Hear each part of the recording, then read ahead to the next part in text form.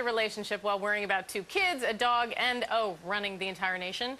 Michelle and Barack Obama seem to be doing a great balancing act, but in a recent New York Times Magazine interview, they confessed to having rocky times, who doesn't, right, in their marriage. So here's what Michelle had to say.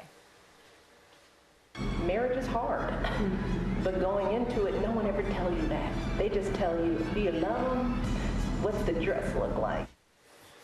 So true. So today we're joined by Rachel Sussman, a relationship expert and marriage therapist. I have to admit, hearing that does make me feel a little bit better, because we're all in the same boat, and marriage is hard, whether you're the, President of the United States or Absolutely. the average Joe, right? And it's just terrific when someone you really admire, a role model, comes forth and says something that makes you all feel validated and normalized. And I'm really glad she, confessed to that. It's a great thing. Right. So we have a couple quotes from the article. Sure. I want to read the first one and get your reaction to this. So this is the first quote. A year or two ago, when Barack Obama talked about staying grounded, he mentioned his wife. Now he tends to talk about his children or his dog instead.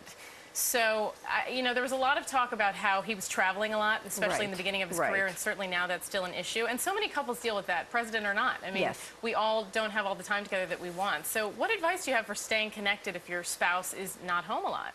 Well, I think, as you said, many couples do go through this, and, we lead busy lives, and oftentimes in many couples, men and women both work and someone travels.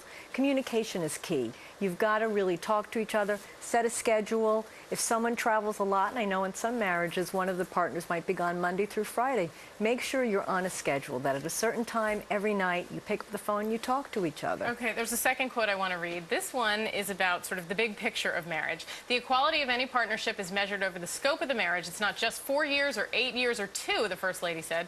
We're going to be married for a very long time. So that's so true. How do you keep the spark alive? Everyone says date night ad nauseum. I'm a little tired of the date night thing, but it's true, I guess. But can you have a date night at home or without paying a babysitter? It's about quality time. Date night is becoming very cliche, I know, and we talked about this before, but it's very important that couples find time to spend with each other. And, I always say the marriage is the foundation of the house. You've got to find time as a couple. Date night can be anything you want it to be. If you want to stay home, make it a nice romantic night.